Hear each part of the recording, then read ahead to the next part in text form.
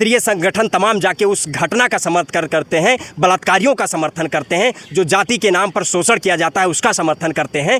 क्या वो समाज आज इस घटना की निंदा कर रहा है? गरीबों, मजलूमों, पिछड़ों, दलितों, आदिवासियों के घरों पर जब बुलडोजर चलाया जाता है, वो कई वर्षों तक मेहनत करने के बाद एक घर बनाते हैं और उनका घर उजाड़ दिया जाता है बिना किसी रीज़न के। तो यदि एक आतंकवादी टाइप के प्रवृत्ति का अमानवीय व्यवहार करता है जो व्यक्ति, परवेश शुक्ला नाम का व्यक्ति, यदि उसका बुलडोजर से न्याय किया गया। नमस्कार, मैं हूं रवि, आप देख रहे हैं सेव राइट्स। देश में तमाम तरीके की रोज़ घटनाएं कहीं ना कहीं होती रहती हैं। अभी हाल ही में एक बहुत ही मानवता को शर्मसार करने वाली घटना मध्य प्रदेश से हुई है, जिसको लेकर मध्य प्रदेश की सरकार ने कड़े कार्रवाई भी किए हैं।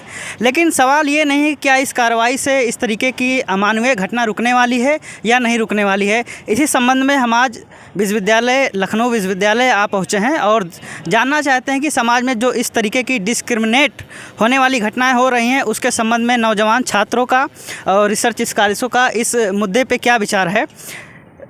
क्या नाम है आपका सर? नमस्कार, मेरा नाम कैफ गाजीपुरी है। मैं लखनऊ विश्वविद्यालय का द्वितीय वर्ष का छात्र हूँ। क्या आप मध्य प्रदेश में आदिवासी व्यक्ति के साथ जिस तरह से उसके शरीर के ऊपर पेशाब किया गया, इस घटना के विषय में आप क्या समझना चाहते हैं और क्या आपका विचार है?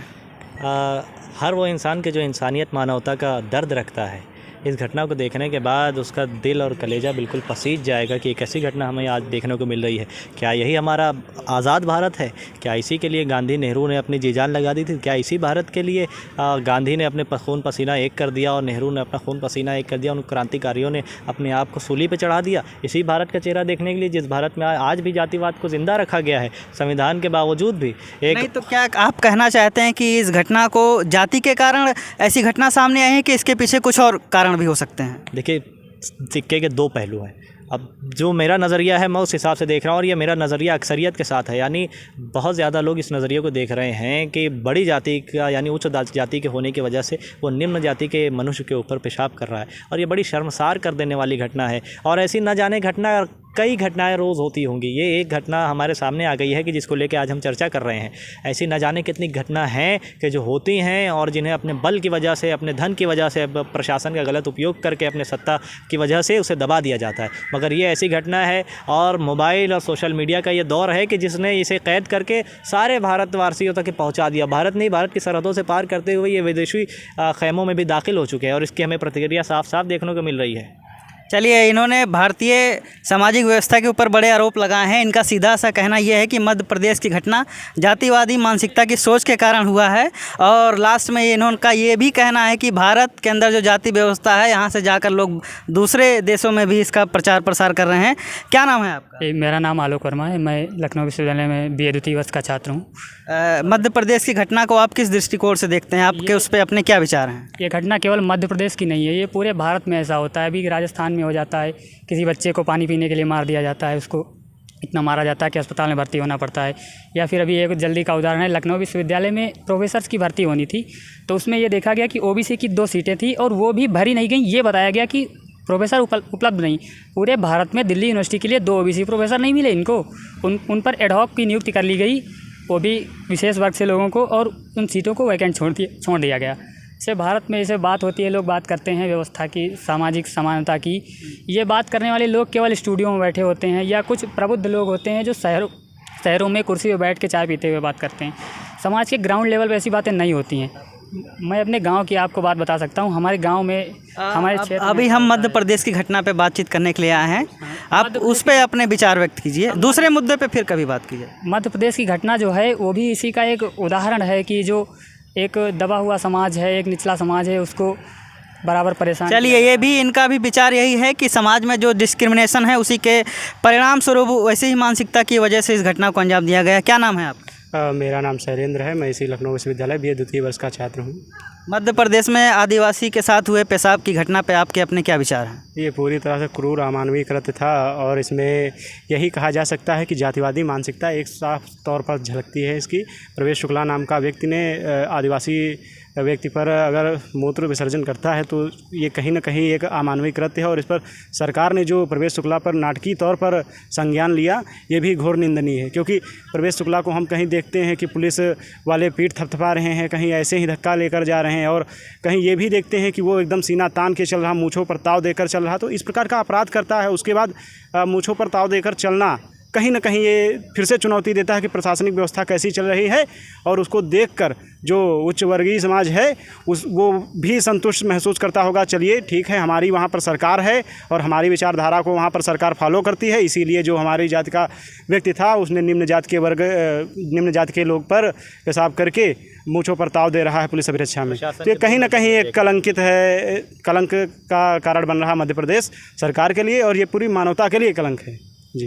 चलिए, जैसा कि कहा जाता है पढ़ा लिखा समाज ही देश और समाज में परिवर्तन ला सकता है। लखनऊ विश्वविद्यालय के तमाम छात्रों ने इस विषय पर अपने जो है विचार व्यक्त किए हैं। मैं और कुछ अन्य छात्रों से बात करना चाहता हूँ। क्या नाम है? अक्षय कुमार। आप यहाँ के स्टूडेंट हैं? हाँ बिल्कुल। जैसा कि अभी हम मध्य प्रदेश की घटना के ऊपर तमाम छात्रों से बात किया है और सरकार की उस पर उन्होंने एक्शन भी लिया है और सरकार के एक्शन के बाद वहाँ के जो ब्राह्मण संगठन है उन्होंने भी उस विषय पे अपनी प्रतिक्रिया दी है। 51,000 रुपये का आर्थिक सहयोग भी प्रवेश शुक्ला के परिवार को दिया है। इस पूरे घटनाक्रम को आप किस तरीके से देखते हैं और आपका अपना क्या व्यक्तिगत विचार है? क्या समाज में इसी तरह से ये सब घटनाएँ होती रहेंगी और समाज देखता रहेगा?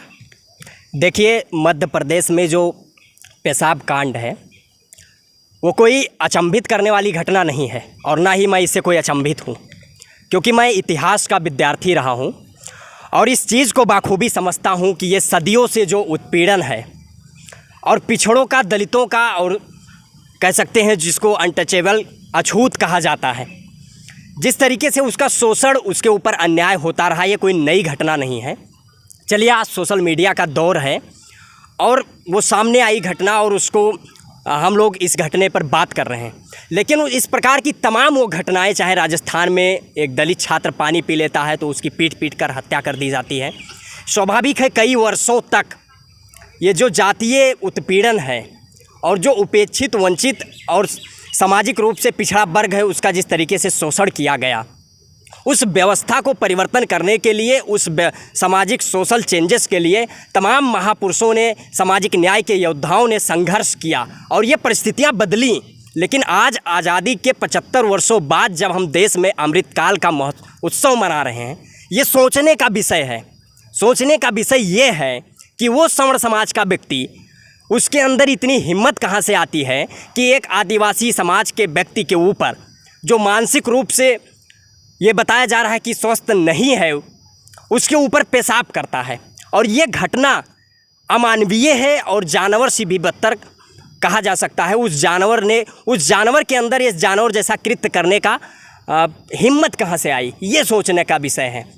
उसको हिम्मत वहाँ से आती है क्योंकि वो भारतीय जनता पार्टी के विधायक का प्रतिनिधि है। आप ये बड़ा आरोप लगा रहे हैं। पूर्व बीजेपी मध्य प्रदेश सरकार का कहना है कि हमारी पार्टी से उस प्रवेश शुक्ला का कोई भी लेना देना नहीं है। स्पष्ट वो देख सकते हैं, वो भारतीय जनता पार्टी की सदस्यता लिया है, प्राथमिक सदस्यता लिया है, वो भारतीय जनता पार्टी के पूर्व विधायक का वो प्रतिनिधि रहा है, वो बीजेपी का नेता है, भारतीय जनता की पार्टी का नेता है।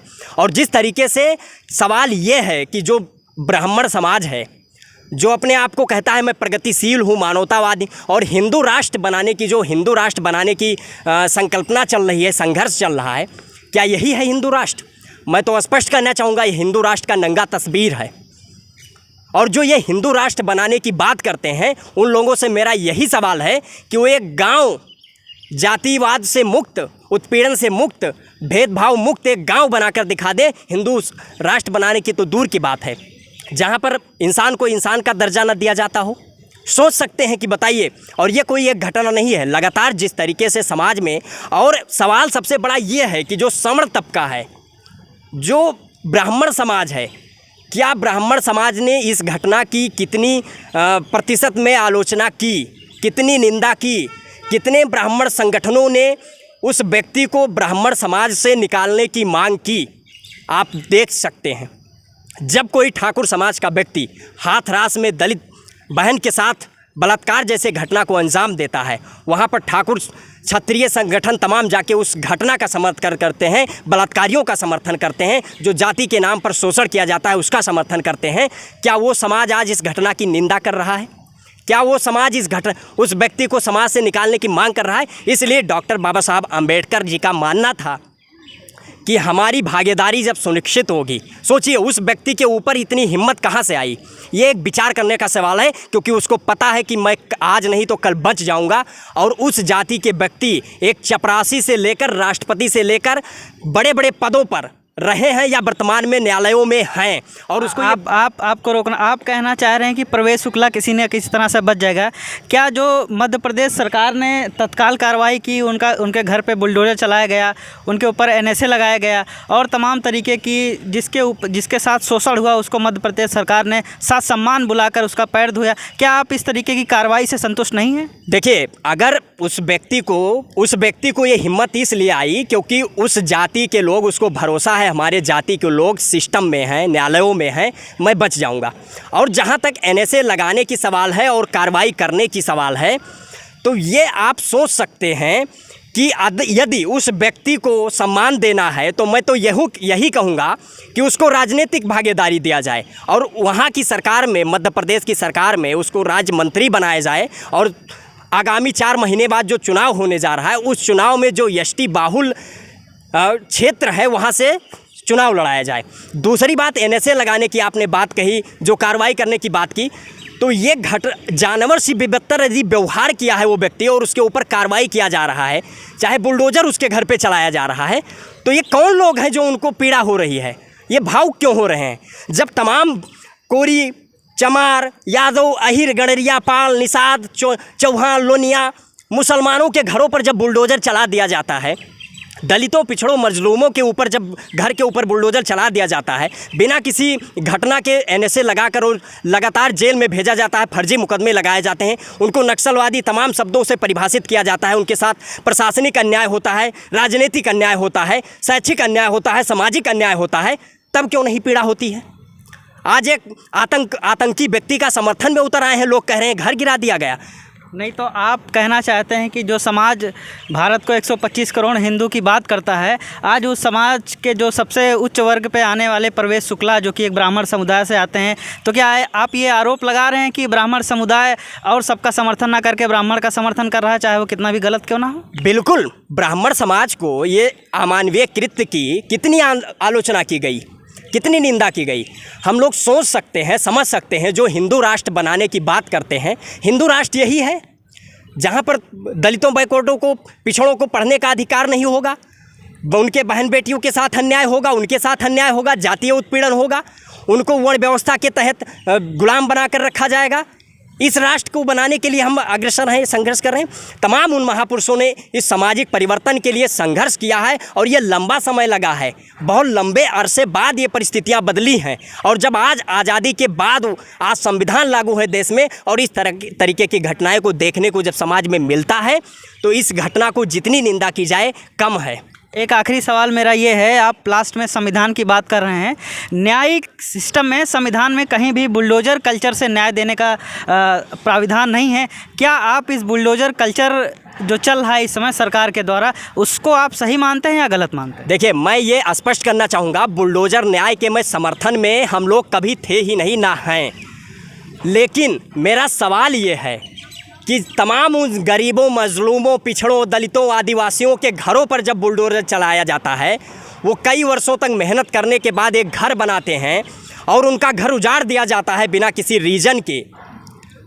तो यदि एक आतंकवादी टाइप के प्रवृत्ति का अमानवीय व्यवहार करता है जो व्यक्ति, प्रवेश शुक्ला नाम का व्यक्ति, यदि उसका बुलडोजर से न्याय किया गया, तो वो घटना, उस घटना पे कोई ज़्यादा भावुक होने की ज़रूरत नहीं है, ज़्यादा संवेदना व्यक्त करने की ज़रूरत नहीं है, क्योंकि आपकी संवेदना तब कहाँ मर जाती है जब पिछड़े दलितों, मुसलमानों का घर गिराया जाता है, उनके ऊपर फर्जी NSA लगाया जाता है, उनके ऊपर फर्जी मुकदमे लिखे जाते हैं, उनके साथ जब जातीय भेदभाव होता है, उनको पीट कर हत्या कर दी जाती है, उनका जातीय शोषण किया जाता है, इंसान का दर्जा नहीं दिया जाता है, तब आपकी संवेदनशीलता कहाँ चली जाती है?